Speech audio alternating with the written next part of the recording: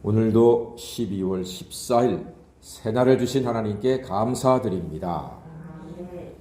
세상에는요, 가슴 아픈 말이 덜어 있습니다. 그 중에 우리가 알고 가슴 아파하는 말 중에 하나는 무전유죄, 유전무죄라고 하는 말입니다. 다 알고 있고 가슴 아픈 말이죠. 돈 있으면 벌을 면하고 돈이 없으면 벌을 받는다는 말입니다. 돈 있는 사람들은요, 유능한 변호사를 비싼 값에 사가지고 변호를 시킵니다. 그는 신통한 능력을 발휘해서 우리가 보기에는 있는 죄를 없게 만들고 아무리 봐도 죄가 없는 것 같은데 죄를 만들어버리는 일들을 어렵지 않게 보게 됩니다. 그래서 처음에는 내가 유죄고 저쪽이 무죄였는데 나중에는 뒤집어져서 내가 무죄가 되고 돈 없는 저쪽이 유죄가 되는 그런 엄청난 일들 우리는 볼 때가 있습니다. 이것은요, 하나님의 기쁘심이 아닙니다. 성경은 사람을 판단할 때 돈이나 권세를 보면 안 된다고 하십니다.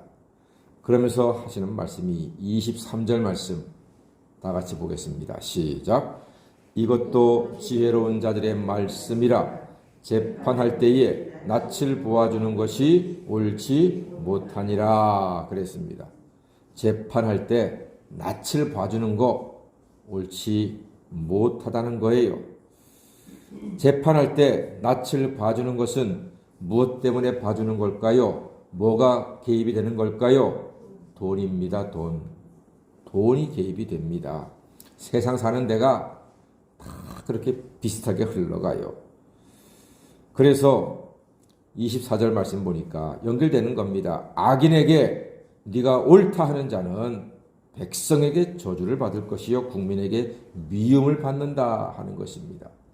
우리 같은 소시민들은 그런 이야기를 들으면은 그렇게 돈으로 없는 죄를 있게 만들고 있었던 죄를 없게 만드는 사람들 보면은 싫지요. 미워하게 됩니다. 그게 인지상정입니다. 이게 다 돈 때문에 벌어진 일입니다.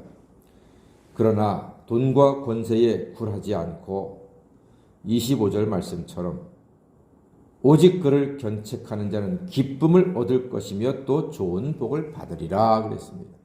돈에 휘둘리지 않고 권세에 휘둘리지 않고 합당하게 벌 받을 자를 벌 주는 것, 그것은 하나님을 기쁘게 하는 것이라 하는 것입니다. 그래서 성도는 말을 하되 꼭 해야 할 말이 있습니다. 어떤 자리에서든 우리가 해야 할 말은 26절이거든요. 다 같이 보겠습니다. 시작. 적당한 말로 대답함은 입맞춤과 같으니라. 아멘. 여기서 적당한 말은 정직한 말을 이야기합니다. 정직한 말. 정직한 말을 하는 것은 하나님께 인정받고 사랑받는 것입니다. 하나님은 거짓말을 미워하십니다. 우리 성도는 습관적으로 정직한 말을 해야 합니다. 습관적으로. 특히 정의와 공의가 서야 할 곳에서는 정직한 말을 할 수 있는 성도가 되셔야 합니다. 예수 믿는 사람들이라면 예스와 노를 잘 하셔야 합니다. 그렇다고 입 바른 소리 하라는 말은 아닙니다. 입 바른 소리가 뭡니까? 분위기 파악 못하고 아무 데서나 예스 노를 함부로 하는 것은 그건 지혜롭지 못한 거지요. 예를 들어서 아내가 밥을 했는데 여보 맛이 좀 이상하지? 오늘따라 좀 이상하네? 그럼 난리 나지요? 아니야 맛있어. 그게 정답입니다. 입 바른 소리는 당하지 않습니다. 여보 오늘 머리가 좀 이상하지? 그러네 오늘 좀 그러네? 아니죠. 오늘도 이뻐. 이게 정답이지요. 분별력과 지혜를 가지고 정직한 말을 하는 것이 하나님의 자녀입니다. 우리 성도는 말은 정직이요. 그리고 손과 발은 부지런해야 합니다. 오늘 말씀에도 보니까 게으른 자의 밭에는 가시덤불이 가득하고 거친 풀이 자라나고 무너진 돌담이 있다고 했습니다.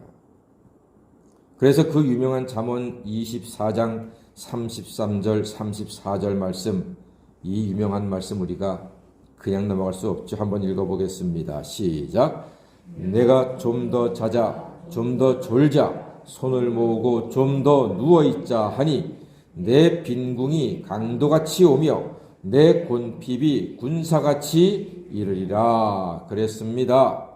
예, 우리는 하나님께서 우리에게 주신 가정과 교회와 직장을 열심으로 성실히 가꾸는 것이 하나님의 자녀로서의 사명이요, 하나님이 기뻐하신 우리의 삶이 되는 것입니다.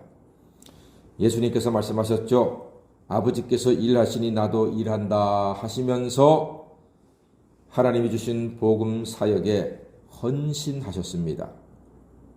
죽어가는 죄인들 버려두지 못하시고 죄악의 도성을 바라보며 눈물 흘리시면서 온갖 멸시 천대 받아가시면서 십자가를 지시고 죽어가는 죄인들을 살려주신 우리 예수님, 그 놀라운 엄청난 복음 사역의 일을 행하셔서 하나님께 영광을 돌리고 우리에게 생명과 구원을 주셨으니 이 아름다운 일을 예수님이 우리에게 맡기셨습니다.